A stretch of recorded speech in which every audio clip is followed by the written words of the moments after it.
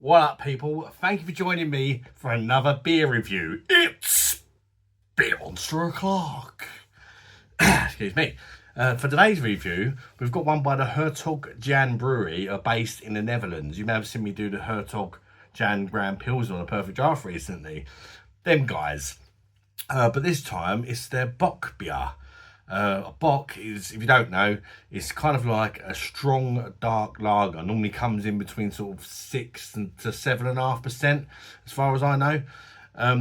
So yeah, if you like lagers and you like sort of dark malts, so you'll probably enjoy it. Not this particular one necessarily, but just the style. It's a 330ml bottle, this particular beverage. As you can have a look, that geezer on there, that is Hertog himself. I think he was a pope or something like that, in the Netherlands. I'm not too sure, but he's got a beer as well. Look at him. Yeah. Yeah, 330ml bottle. I don't know the price point on this because it was a gift from Rate My Beer. The lovely Michelle popped it round when she brought round their Agadoo beer. Check out the review of that one if you've not seen it already. From like a couple of weeks ago. Anyway, let's crack it open and stop the waffling and see if I like it, shall we? I think the Bock style originates from Germany. So, it's a Dutch beer. Perhaps it's just Bock style. I don't know. Maybe there's a bit of German history in there somewhere. I'm not too sure. Let's chuck it in the glass, in the old Hertog Jan Grand Pilsner glass we're going for. Because, yeah, I've not really got the ideal glassware, but it's going to have to do. There we go. That is very dark. I mean, they're not normally that dark from the ones I've tried. Hold it up to the light. There is like ruby highlights in there. It's almost black. It's almost black. Look at that. Yeah, very, very dark. Super dark brown with ruby highlights. I'm going to go with a rather sexual looking beige head. Don't look too bad, does it, appearance wise? Nothing left to do other than get the hooter in there and check out the aromas of Hertog Jan's Bockbier. Oh, it smells rich straight away. Does smell quite rich and sweet. Maybe too sweet for me, I don't know. But there's definitely a sweetness in there. Toffee biscuit, like a toffee biscuity sort of smell. Roasted malts. Nice roasted malts aroma, actually. Maybe a hint of coffee.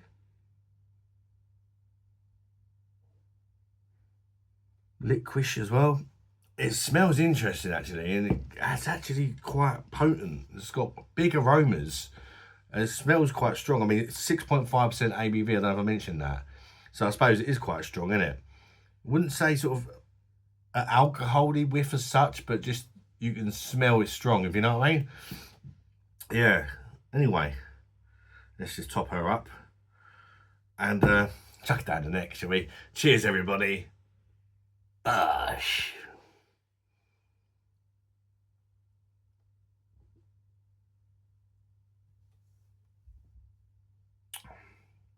Ooh.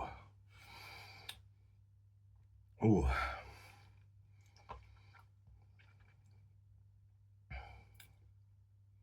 Right, body. I'm going to go actually a bit lighter than I was expecting with 6.5. Light to medium bodied. Medium feel to the carbonation. Very rich and sweet. Toffee sweetness to it. Like toffee like maltiness. Toffee and caramel, or toffee or caramel. It's really hard to tell, isn't it? Between them two. It's like almost like a sticky kind of shriekily liquishy taste to it. It's rich, but it's moreish. It's more of a sipper for me. It's more of a sort of cold winter night sipper. Definitely. I think you need to sort of sip away at it and appreciate it. But it's a little bit sweet for me, if I'm being honest. I mean, there's no doubting. I think this is a good beer. I'm just not really a fan of sweetness, so it's perhaps not really my cup of tea. I don't know, it depends if that sweetness builds, but yeah, it's nice enough.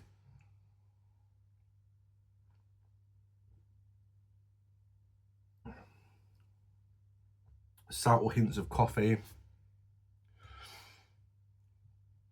There's a sort of medium level bitterness on the end, with just a sort of touch of ashtray. Little hint of ashtray. What tobacco-y ash sort of linger on the end. You're getting that sort of bitter and sweet finish, which is quite nice, but it's a little more sweet than bitter. If there was a bit more bitterness to this beer, I think it would be more for my sort of taste, you know. But the sweetness is just sort of lingering on a bit, and it's just, you know, there's a sort of stickiness about it. It's a bit sweet for me. It's a one and done beer for me. I can only have one of them. I think I could enjoy one to a certain degree. I actually think, like, I'm drinking this at room temperature. I actually think it would have been better if I put it in the fridge for a little bit as well. I don't know why. It's giving a lot of flavour drinking it warm, but it's perhaps a little bit warmer than I was hoping.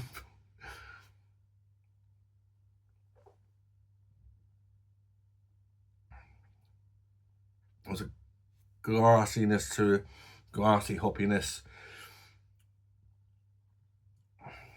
Yeah, it's just a bit overly rich for me. I mean, I don't mind it, but it's more for the sort of person who wants to sip away on something, sit down, watch a film, and sort of enjoy it over an hour maybe. Whereas I'm more of a get it down you sort of guy, you know, so that's not really my thing. But I can tell that it's a decent beer, if that makes sense. It's just not for me, so I'm still going to give it a good mark because it is a good beer. It's just sweet beers don't really do it for me, you know. But I can still kind of tell the difference between a good sweet beer and a bad one, if that makes sense, or at least think I can. But score wise, it's hard because, you know, I can tell it's got a good lacing. Quality's there. It's just not for me, you know.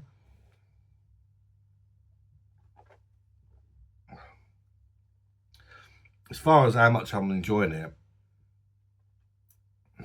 maybe a 5.5 out of 10, being perfectly honest. But as far as how good the beer is, I'll go an 8. No, I can tell it's good. Is it something I'll reach out for to buy again?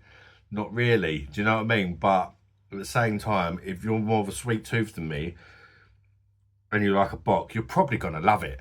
So it's just one of them things, you know, horses for courses and all that old game. Anyway, thanks for tuning in, guys. Don't forget to smash the like button if you want to help the channel out. Consider subscribing to the channel. And I should have some more perfect draft reviews coming up for you soon. I made a bit of a schoolboy error yesterday. I'm an idiot. I reviewed the bleeding, what's it called? Franziskaner, didn't I? Yeah, and it had like 300 views or something. And for some reason, how do you accidentally delete a video? I don't know. What kind of idiot accidentally deletes a video that's had like over 300 views and counting? This idiot, yeah, I deleted it. I'm not going to re-upload it because 300, most of the subscribers that are going to watch it have probably watched it anyway. So I'll just have to wait till I get another bottle of Frankie, and then I'll just compare it to the bottle and just, you know, take the L if you like. Anyway, till next time, people. Bye-bye, darlings. Bye.